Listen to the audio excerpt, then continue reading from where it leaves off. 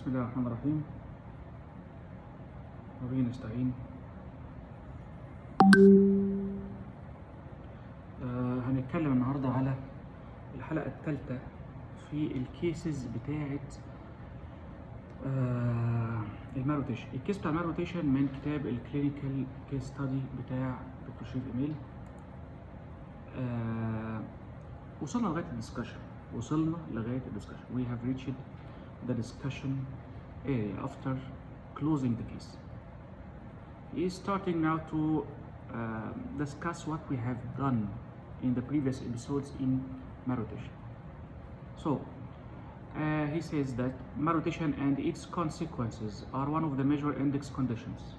They are one of the major index conditions, means that they are indicator of pediatric surgeon intervention treated by pediatric surgeons. And this reminds me with the statement that he said in esophageal atresia, that the esophageal atresia is the hallmark of pediatric surgery skills. The anomaly can be well understood by recalling the embryological steps required for normal rotation. So we can see here, during the first weeks of gestation, the midgut elongates. First starts by elongation. That's what we call the loop. This loop elongates and exits outside of the abdominal cavity, because the abdominal cavity has another job now, is for accommodating the solid organs growth, like the liver and the spleen, or namely the liver and spleen. Forms a U-shaped loop. It has a cranial loop or a cranial limb and a caudal limb around the superior mesenteric vessels, and this is the problem, that the rotation occurs around an axis, and this axis is a vessel, and this vessel is the major vessel from the duodenum till the colon. Due to large liver and small abdominal cavity, the physiologic herniation of this continuously elongating loop occurs around 6 weeks of gestation and resolves by 10th week. This is a revision. Two synchronous events are necessary. What are they? The first is counterclockwise, that what the surgeons do in the LADS procedure to compensate for what didn't happen during embryology. Counterclockwise of 270, and we said that the cranial limb to be the duodenal limb and to be fixed, to bring the proximal duodenal limb to the left of mesenteric axis, superior mesenteric artery, and the distal cecocolic limb to be to the right of the mesenteric axis. Second step is in the embryology, widening of the mesentery, which greatly elongates the distance between the two limbs. Fixation. So after the rotation, counterclockwise rotation, the widening, and then fixation. He is as if reversing the steps that the surgeon does during the operation, the LADS procedure. Fixation of the two limbs.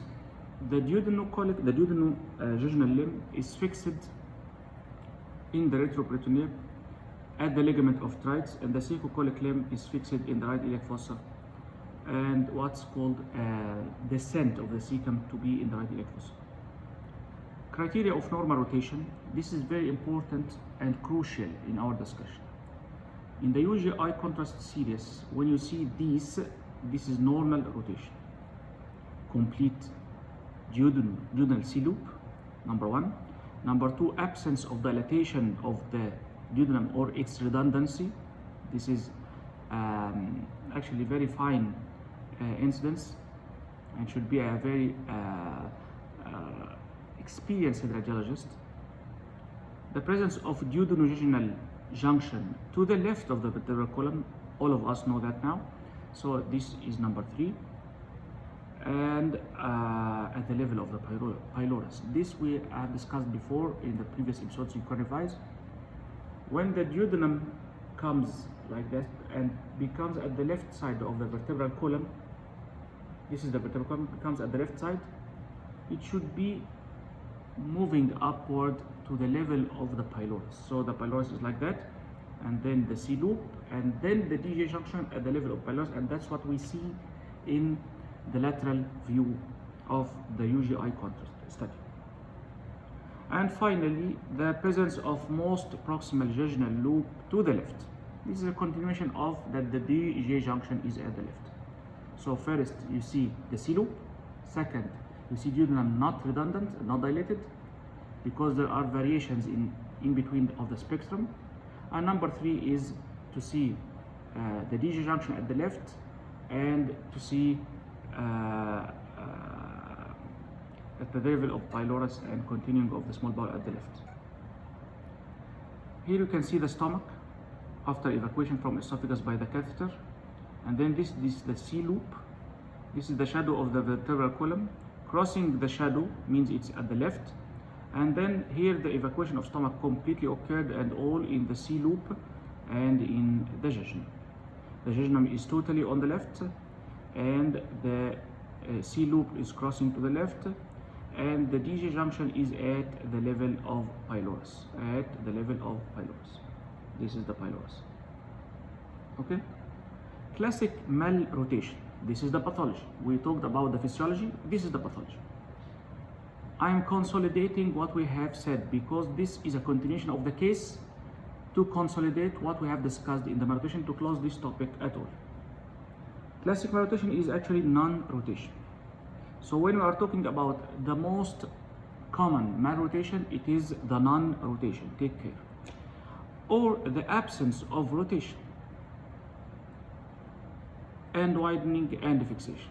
Non-rotation, widening, fixation. This leaves the mesentery on a narrow pedicle. No widening, so it's a narrow pedicle. And no rotation, so the 270 degree is not done, and the surgeon should do it. And the figure 28.5 demonstrates the same anatomy after detorsion of the bowel in an infant with midgut valves. After we detort it by the surgeon, this is the same 28.5. Let's bend here, and this is the jejunum, but the proximal jejunum,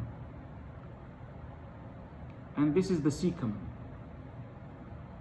Jejunum and cecum, and let's bend. Let's bend are not necessarily, because it's a wide spectrum, to be between the second or the first part of the duodenum and the cecum. Any part of the DJ loop.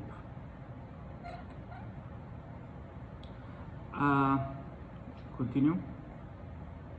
This leaves the mesentery demonstrates the same anatomy after detorsion of the bowel in an infant with midgut valves. The tethering is created by abnormal peritoneal bands. A tethering is done by abnormal peritoneal bands, referred to lead bands, typically crossing over the second portion. Typically. Some others are atypical at the third part, at the fourth part, at the DJ junction. Any bands between the cecum and the duodenojejunal loop, you should divide. In the right upper quadrant, it's widely held that these bands can obstruct the duodenum by extensive compression. That's what we said before, that there is another type of obstruction rather than the volvulation, which is the duodenal obstruction by Ladd's bands. In fact, relatively rare that the closure of the duodenum is extrinsically.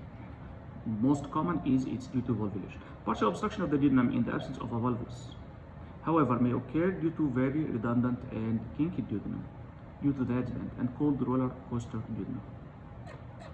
Okay. Here, the author will talk about another variation, which is incomplete rotation. The rotation is started, but not 270 degrees.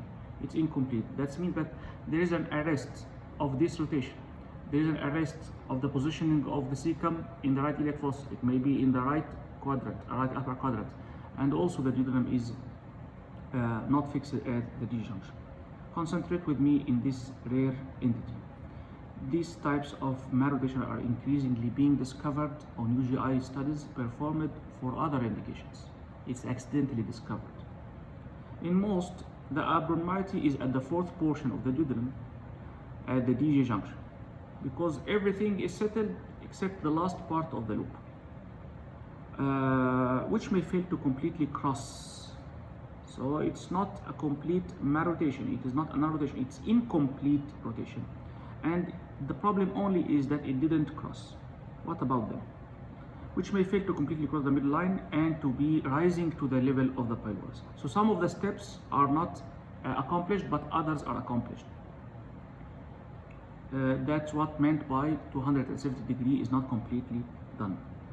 Sometimes these findings are due to a very distended stomach or a large left retroperitoneal mass. That may be some causes, such as hydronephrosis or cystic dysplastic kidney. In the absence of such factor, the dilemma is to assess the risk of volvulus. Is this patient actually at risk of volvulus like the classic non-rotation or the malrotation? We'll see the answers. Laparoscopy is now having a great role in that, because this patient is not classic and he may be discovered late at an elderly age, like late childhood, and you can see that by the laparoscopy. Reasonable option in this option. It will allow for accurate assessment of the ligament of trites, it's on the left or in the middle, and the width of mesentery if it's narrow or not, and you can convert to open if you can see it is narrow. An example is shown in 2.8.6. This is a UGI study performed for symptoms of frequent non-bilious in 5-month-old on chronic peritoneal dialysis. There is a near complete non-dilated duodenal C loop. However, the duodenum does not cross the left, and the duodenal junction does not rise to the level of pylorus.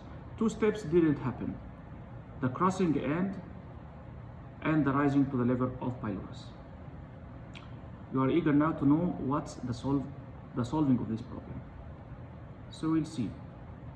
And the first regional loop are to the right of the spine. On laparoscopy, there were signs of incomplete rotation. It's not a complete non-rotation, but it's incomplete rotation with a fixed but more medial ligament of trites. Instead of being to the left, it's more medial, it's more to the right ligament of trites. That is his problem. And actually it's symptomatic. He has an non-bilious vomiting, but non-frequent. A floppy non-fixed right colon, because it didn't fix in the right iliac fossa and didn't fix completely to the posterior abdominal wall. No legs bends. So don't be surprised if you have a case of non-frequent bilious vomiting or something like that. Maybe it's non-bilious also. And also when we do the usual eye contrast study, we see the C loop, but it's not crossing to the left, it's in the middle line. And when you look by laparoscopy, you can't see the legs bends. This is a variation of incomplete rotation.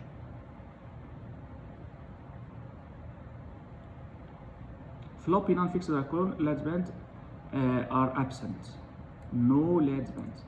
And a very wide mesentery, it's not narrow. So the problem only is the crossing at the level of the pylorus. No therapeutic procedures are indicated or were indicated or possible. And the patient went to improve with management of gastroesophageal reflux. Actually, this, I'm not agreeing with the author in this completely. Maybe the symptoms will repeat and the medical treatment will not solve the problem. If it happened, you should go for surgery and complete this repositioning of the lung. You will not do the widening step. You will not do this step, but you will actually do the repositioning of the whole small bowel on the right side and the whole large bowel on the left side. He said his experience. This is not a very good contrast study. Here the C loop, but it's not crossing. You can't see here the vertebral column. You must see it. Very rare forms are reversed rotation and mesocolic fixation. We'll talk in the next session. Thank you very much.